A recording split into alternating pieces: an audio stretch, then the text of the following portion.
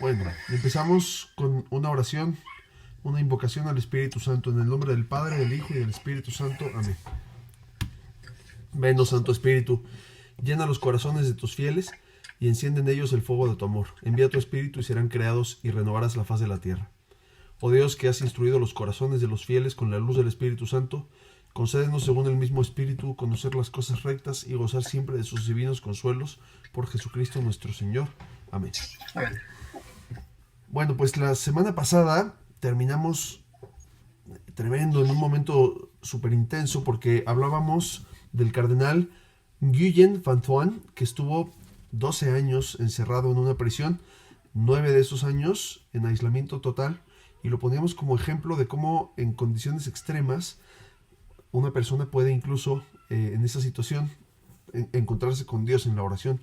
Y en ese sentido él era un ejemplo de cómo la oración es una escuela de esperanza, de cómo la oración realmente puede nutrir la vida de una persona, incluso en una situación infernal, ¿no?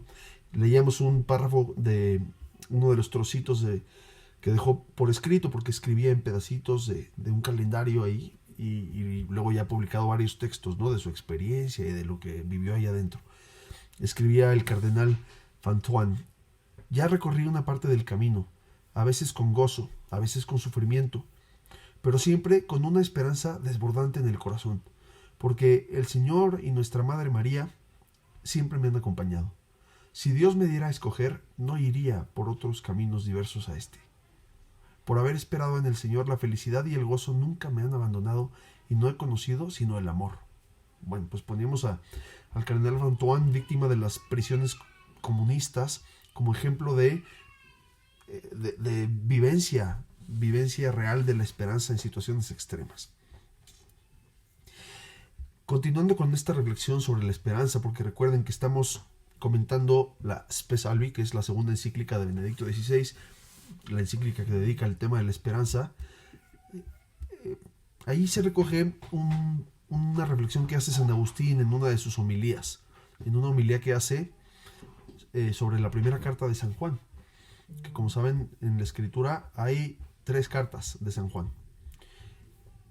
San Agustín define allí la oración como un ejercicio del deseo, muy interesante, porque dice Agustín: el hombre ha sido creado para una gran realidad. De hecho, ha sido creado para Dios mismo. El hombre ha sido diseñado para estar colmado de Dios, para ser colmado del infinito del amor de Dios. Sin embargo, el corazón del hombre es demasiado pequeño para recibir esa gran realidad. Hola César, ¿qué tal? El corazón del hombre es demasiado pequeño para recibir esa enorme realidad que se le entrega, que es ni más ni menos que el amor de Dios. Entonces Dios tiene de alguna manera que tiene por delante el reto de ensanchar el corazón del hombre para que el corazón del hombre sea capaz de recibir el inmenso don de su amor. Literal, escribe San Agustín: Dios, retardando su don, o sea, haciéndonos esperar, ensancha el deseo, y con el deseo ensancha el alma, y ensanchándola la hace capaz de su don. Y Benedicto, comentando esta reflexión de Agustín, dice que Agustín se refiere aquí a San Pablo, el cual dice de sí mismo que vive lanzado hacia lo que está por delante. San Pablo lanzado en esperanza hacia lo que está por delante. Y después usa la imagen es una imagen curiosa, ¿no?, que es para describir este ensanchamiento y esta preparación del corazón humano. Imagínate que Dios quiere llenarte de miel, así dice Agustín, símbolo de ternura y de bondad. Si estás lleno de vinagre, ¿en dónde podrás la miel? Entonces el vaso, el corazón, tiene que ser antes ensanchado y purificado para que, liberado del vinagre y del sabor y del hedor del vinagre, Dios pueda vertir toda su miel en tu corazón. Este texto nos da bastante para reflexionar sobre lo que significa para Dios el valor de la espera, que San Agustín interpreta la espera como deseo, ensanchamiento, purificación y al final preparación para ser felices. Hay que entender que toda la historia es un proceso de purificación y de preparación para poder ser felices, para poder ser colmados de Dios. Quizá pues hay que pensar en cosas simples, ¿no?, de cómo valoramos las cosas cuando esperamos, cómo realmente nos preparamos para disfrutar algo cuando pasamos por un periodo de espera, cómo se nos ensancha el corazón para gozar, desde una cosa tan sencilla como hacer ejercicio y experimentar la sed y después disfrutar un buen vaso de agua fresca, o algo más serio, que estoy seguro que tiene que ver algo con esto, ¿eh? Por ejemplo, en la espera del noviazgo. En la espera del noviazgo, que te quieres comer a tu esposa, etcétera, y esperar, darle su lugar a ese momento que va a llegar para, pues, poder disfrutar plenamente del don que hace tu esposa de sí misma, para que la disfrutes, para que se hagan uno solo. Bueno, pues estoy seguro que los noviazgos que han conseguido perseverar en la espera han puesto cimientos profundos después para cimentar una familia exitosa. Bueno, hay excepciones como en todo, pero en general creo que así son las cosas. Un segundo, que se me cerró mi apunte.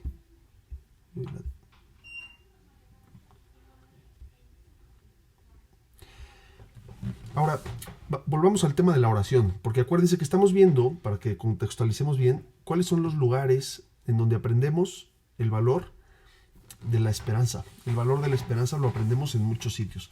En la oración estamos, ¿no? Y Agustín interpreta la oración como deseo y el deseo como un ensanchamiento del corazón, como una preparación para poder ser máximamente felices. Pues en la oración el hombre aprende qué es lo que verdaderamente le podemos pedir a Dios.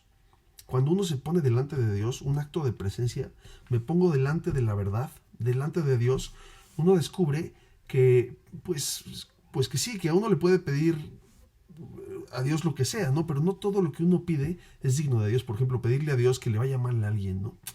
Cuando uno se pone delante de Dios, uno experimenta estar en la presencia de la verdad.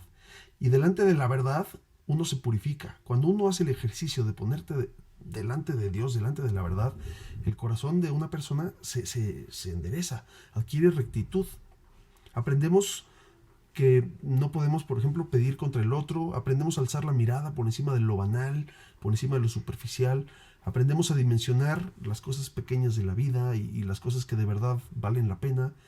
Entonces, en la oración en realidad también se purifican nuestros deseos y también, por supuesto, nuestras esperanzas. El ser humano que es confrontado con Dios en la oración despierta a una nueva conciencia. O podríamos decir, Dios despierta nuestra conciencia cuando nos ponemos delante de Él. Y ahí la importancia de la oración. Nos ayuda a no autojustificarnos. Somos maestros en engañarnos a nosotros mismos, en darnos a tole con el dedo para hacer lo que queremos hacer. En cambio, estar delante de Dios evita que te alimentes del atole de tu propio dedo. Evita que vivas encerrado en tus propios pensamientos que al final son un reflejo de ti mismo. Te pones delante de la verdad. Es un entrenamiento para estar delante de la verdad, la oración. La fuerza purificadora que tiene la oración depende, por supuesto, por una parte de que sea muy personal. La oración tiene que ser muy de dentro, muy tuya. No puede ser nada más una repetición de palabras. Tienes que estar tú, con toda tu persona, metido en la oración. Tienes que confrontar tu yo real con el Dios vivo, con la verdad misma. Pero también tiene que dejarse guiar e iluminar por las grandes oraciones de la iglesia y las oraciones de los santos, que ya han pasado por ese proceso de purificar el yo delante de Dios y nos han dejado su legado, ¿no? Por eso es importante apegarse o aferrarse a la oración litúrgica. El Padre Nuestro, por ejemplo. El Padre Nuestro puede ser una fórmula que recitas de memoria, pero puedes meter a tu propio yo dentro del Padre Nuestro. Si consigues meter a tu propio yo dentro del Padre Nuestro, estarás rezando como Jesucristo. El Padre Nuestro es la expresión de la oración de Jesucristo. En la oración litúrgica, Dios nos enseña pedagógicamente cómo rezar.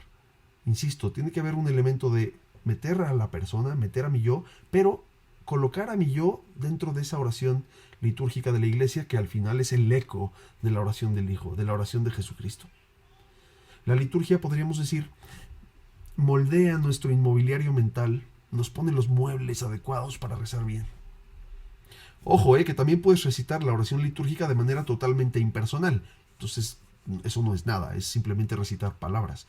Pero si logras meter tu yo existencial, personal, íntimo, dentro de la oración de la iglesia, entonces empiezas a experimentar lo que significa ser liberado de autoengaños.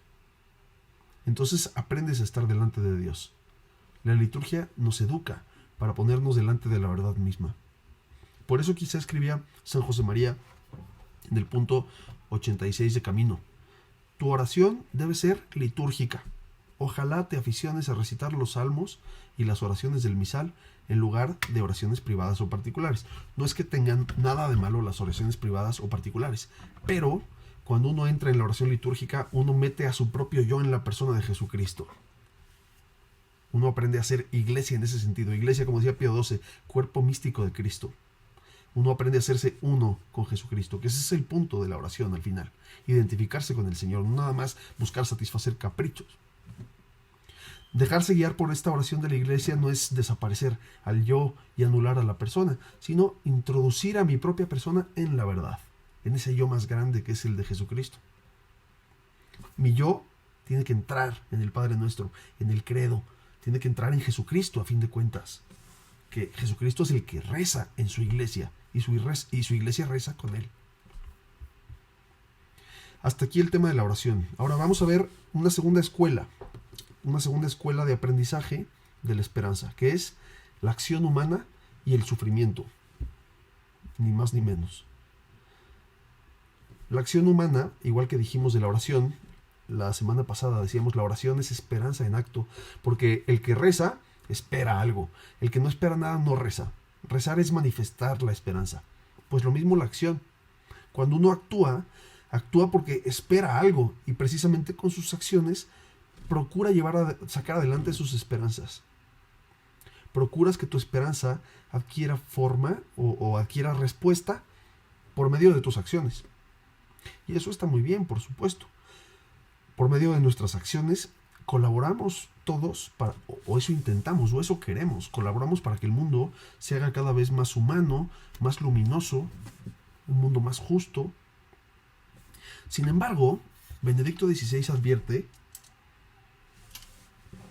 que si nuestros esfuerzos de cada día, levantarte en la mañana, en medio de la pandemia, conectarte al círculo de las 8 el jueves, ¿no?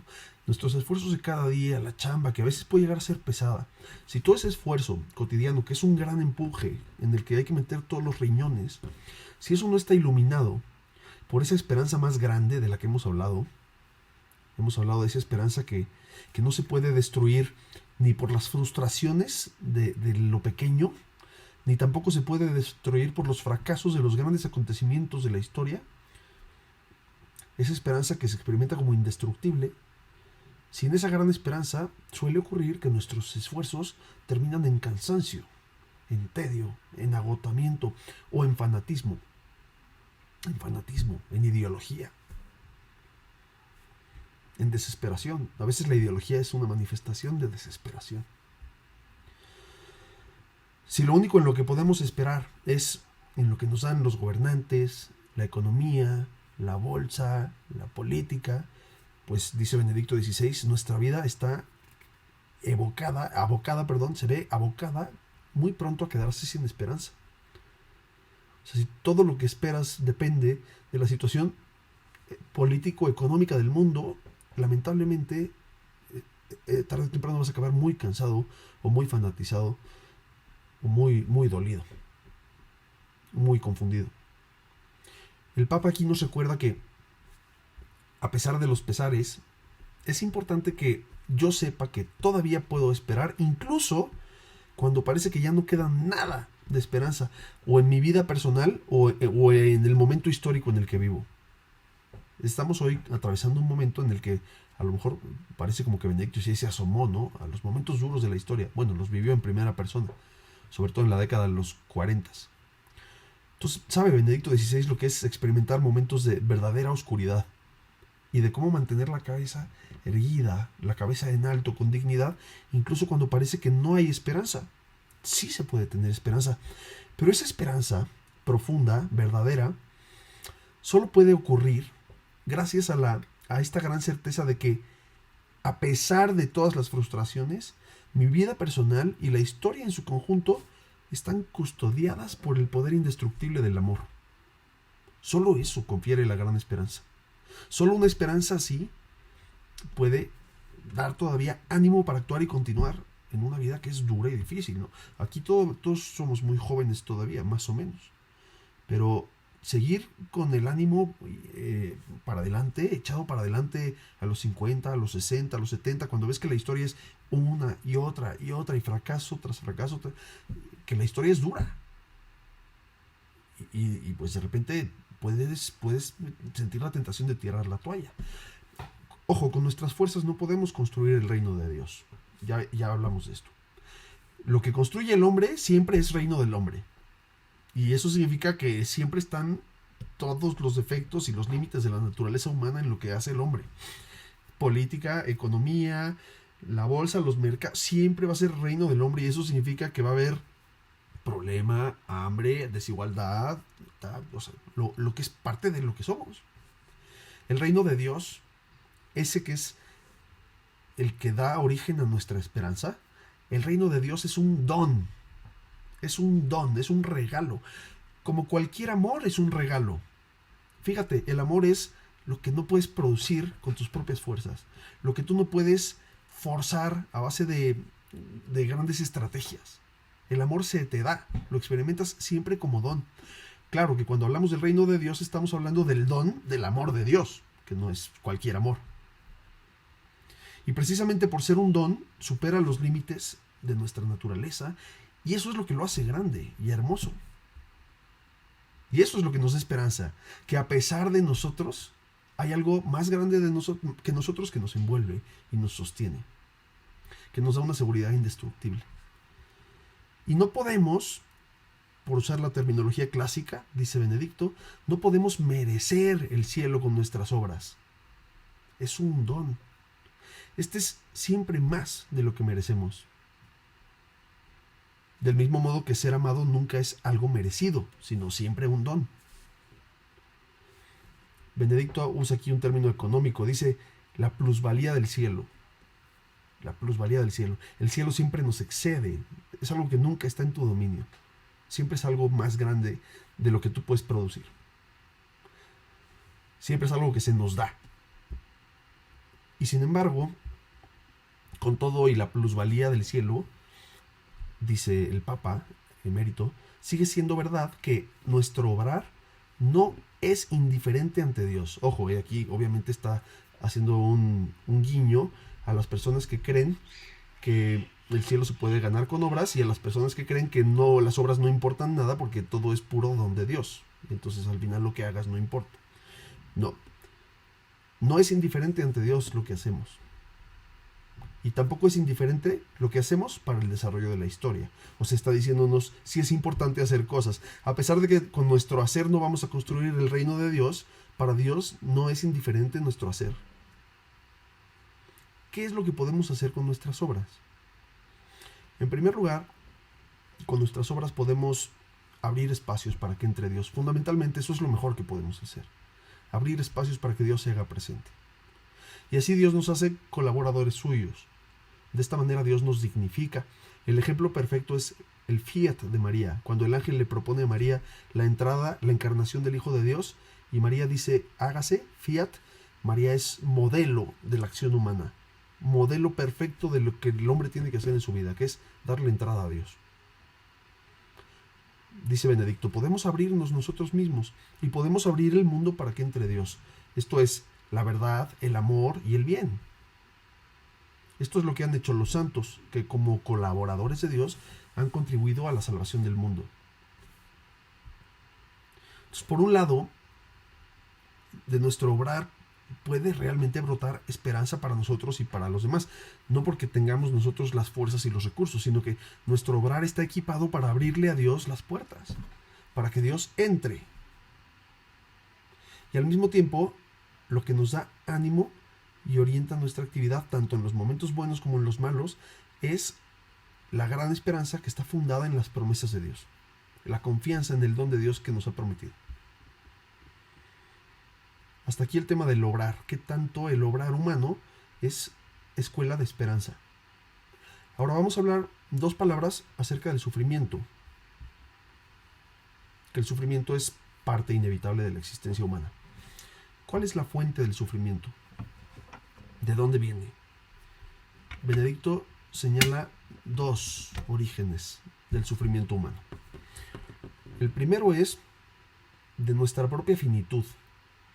Somos una realidad muy curiosa porque por una parte somos inmensamente pequeños, terriblemente insignificantes, y al mismo tiempo lo que desea esta realidad insignificante que es el hombre es increíblemente grande.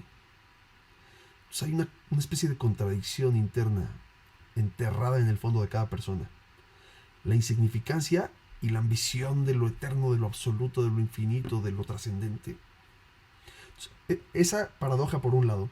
Por otro lado, y aquí yo creo que este es más importante todavía, el sufrimiento viene de la enorme cantidad de culpas acumuladas a lo largo de la historia y que continúan creciendo también hoy, como una avalancha de maldad que arrastramos, porque cada acto malo deja huella para siempre, continúa efectuando consecuencias. ¿Qué hay que hacer con el sufrimiento? Dice el Papa, conviene ciertamente hacer todo lo posible para disminuir el sufrimiento, por supuesto. Impedir cuanto se pueda el sufrimiento de los inocentes, especialmente. Aliviar los dolores y ayudar a superar las dolencias psíquicas. Sin embargo, también dice el Papa, a pesar de que hay que hacer todo para superar el sufrimiento, hay que saber que extirparlo del mundo por completo no está en nuestras manos. No podemos acabar con el sufrimiento. Es algo a lo que hay que hacerle frente por caridad, especialmente cuando sufre el inocente, pero no podemos soñar siquiera con acabar con el sufrimiento con nuestras propias fuerzas, al modo de Un Mundo Feliz, de Aldous Huxley o algo así. No, no hay manera. Simplemente no podemos desprendernos de nuestras limitaciones humanas. El sufrimiento forma parte inherente a nuestra condición, tal como es en esta realidad. Nadie de nosotros puede acabar con el poder del mal, con las fuerzas destructivas, con la culpa humana. Esto es fuente de sufrimiento y aquí está en medio de nosotros. Acuérdense, nos está enseñando el Papa qué esperar y cómo esperar. Qué sí se puede esperar y qué no se puede esperar. No podemos esperar con nuestras fuerzas terminar con el sufrimiento. Esto solo, dice Benedicto, esto solo podría hacerlo Dios. Y además, solo un Dios que, haciéndose hombre, entrara personalmente en la historia y sufriera con ella, junto con ella, que es precisamente lo que hace Jesucristo. Nosotros sabemos que este Dios existe, dice Benedicto, y que por tanto, este poder que quita el pecado del mundo está presente en el mundo. Con la fe en la existencia de este poder que ha surgido en la historia, la esperanza de la salvación del mundo viene a nosotros. Se trata de esperanza que todavía no alcanza su cumplimiento. Es una esperanza que nos da valor para ponernos de parte del bien, aun cuando parece que ya no hay esperanza. Y además conscientes de que, viendo el desarrollo de la historia, como se manifiesta externamente, el poder de la culpa permanece como una presencia terrible incluso para el futuro. Y aún así, podemos tener o aferrarnos a esta esperanza. A la esperanza del Dios con nosotros, sufriendo y bebiendo el terrible cáliz de la culpa y de la destrucción. Es verdad que hay que comprender, muy importante, que podemos limitar el sufrimiento. Y debemos hacerlo, limitarlo, pero no podemos eliminarlo. Es más, peor aún, cuando tratamos de eliminar de todo el sufrimiento y cuando tratamos de evitar el dolor a toda costa, llegamos de repente a evitar también las fatigas que vienen con las cosas buenas, las fatigas que vienen con la verdad, con el amor y con el bien. Amar duele, ¿a poco no? Cuando a toda costa evitamos el sufrimiento, podemos terminar evitando el amor. Caemos entonces en una vida vacía en la que, aunque ya no exista el dolor, se siente cada vez más vacía. O como dice Benedicto, se siente cada vez más intensa la oscura sensación de la falta de sentido y la soledad. Tengo aquí un párrafo de un texto que escribió Ratzinger hace muchísimos años, que me recordó a esto que escribe Benedicto en la encíclica. Hoy, y a la vista de las nuevas posibilidades de que el hombre dispone, el tema de esquivar el sufrimiento ha adquirido una importancia apenas conocida antes. El intento de eliminar el dolor mediante la medicina, la psicología y la pedagogía, mediante la construcción de una nueva sociedad, se ha convertido en el gigantesco empeño de la salvación definitiva de la humanidad. Por supuesto que el dolor puede y debe ser reducido por todos estos medios. O sea, está diciéndole sí a la psicología, sí a la psiquiatría, sí a las terapias, sí a todo eso, ¿no? Pero el empeño de hacerlo desaparecer absolutamente puede llegarse a identificar con el desprecio del amor y en consecuencia con la marginación misma del hombre. Tales intentos son pseudoteología. Lo único que pueden conseguir es una muerte vacía y una vida vacía. El hombre que no se enfrenta con la vida se niega a vivir esa vida. Huir del sufrimiento es huir de la vida. La crisis de Occidente se debe, no en último lugar, a una educación y a una filosofía que quiere salvar al hombre rehuyendo la cruz, contra la cruz y en consecuencia contra la verdad. Vamos a repetirlo otra vez. El valor relativo de tales caminos es innegable. O sea, el valor de que sí, hay que aliviar el sufrimiento, hay que luchar para disminuir las dolencias de la humanidad, pueden reportar una ayuda preciosa cuando se reconocen como parte de un todo más amplio. Pero, si se toman aisladamente como objetivos de vida, evitar el dolor, mi terapia psicológica, ¿no? Esto puede desembocar en el vacío.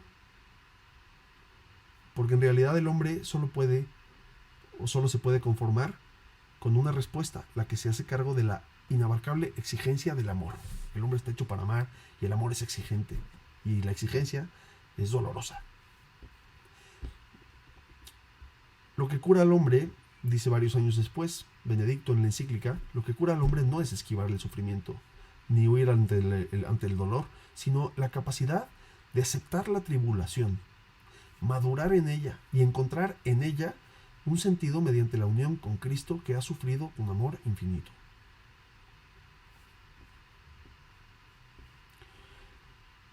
Para terminar voy a citar unas largas palabras que recoge el Papa de un mártir vietnamita, Pablo Le Bao Thinh, en el siglo XIX, 1857, y porque aquí este mártir lo que hace es resaltar esa transformación del sufrimiento mediante la fuerza de la esperanza que proviene de la fe.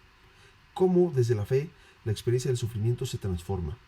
Escribe el vietnamita mártir: yo, Pablo, encarcelado por el nombre de Cristo, les quiero explicar las tribulaciones en que me veo sumergido cada día, para que, enfervorizados en el amor de Dios, alaben conmigo al Señor, porque es eterna su misericordia. Esta cárcel es un verdadero infierno. A los crueles suplicios de toda clase, como son grillos, grilletes, cadenas de hierro y ataduras, hay que añadir el odio, las venganzas, las calumnias, palabras indecentes, peleas, actos perversos, juramentos injustos, maldiciones y finalmente angustias y tristezas. Pero Dios, que en otro tiempo libró a los 3 jóvenes del horno de fuego, esto es una alusión a una historia del Antiguo Testamento, está siempre conmigo y me libra de las tribulaciones y las convierte en dulzura, porque es eterna su misericordia. En medio de estos tormentos, que aterrorizarían a cualquiera, por la gracia de Dios estoy lleno de gozo y alegría, porque no estoy solo, sino que Cristo está conmigo. ¿Cómo resistir este espectáculo viendo cada día cómo los emperadores, los mandarines y sus cortesanos blasfeman tu santo nombre, Señor, que te sientas sobre los querubines y serafines? Mira, tu cruz es pisoteada por los paganos. ¿Dónde está tu gloria? Al ver todo esto, prefiero, encendido en tu amor, morir descuartizado en testimonio de tu amor. Muestra, Señor, tu poder. Sálvame y dame tu apoyo, para que la fuerza se manifieste en mi debilidad y sea glorificada ante los gentiles. Queridos hermanos, al escuchar todo esto, llenos de alegría, tienen que dar gracias incesantes a Dios, de quien procede todo bien. Bendigan conmigo al Señor, porque es eterna su misericordia. Les escribo todo esto para que se unan, para que vuestra fe se una a la mía. En medio de esta tempestad echo el ancla hasta el trono de Dios, esperanza viva de mi corazón. Y Benedicto XVI dice: esta es una carta desde el infierno. se expresa todo el horror de un campo de concentración, en el cual a los tormentos por parte de los tiranos se añade el desencadenarse del mal en las víctimas mismas, que de este modo se convierten incluso en nuevos instrumentos de crueldad de los torturadores. Es una carta desde el infierno, pero en esta carta se hace realidad la exclamación del Salmo. Si escaló el cielo, allí estás tú. Si me acuesto en el abismo, allí te encuentro. Si digo que al menos la tiniebla me encubra, ni la tiniebla es oscura para ti. La noche es clara como el día. Cristo ha descendido al infierno y así está cerca de quien ha sido arrojado allí, transformando por medio de él las tinieblas en luz. Así que el sufrimiento y los tormentos, a pesar de ser terribles y casi insoportables, logran alumbrar una estrella de esperanza. El ancla del corazón llega hasta el trono de Dios. Así que el mal en el hombre es vencido por la luz de Cristo. Esto es un anticipo del cielo, que nada, las puertas del infierno no pueden prevalecer contra la iglesia de Jesucristo, aunque estemos en medio de las terribles tempestades de la maldad y del caos. Bueno, Dios te salve María, llena eres de gracia, el Señor es contigo, bendita eres entre todas las mujeres y bendito es el fruto de tu vientre Jesús. Santa María, Madre de Dios, ruega por nosotros pecadores, ahora y en la hora de nuestra muerte. Amén.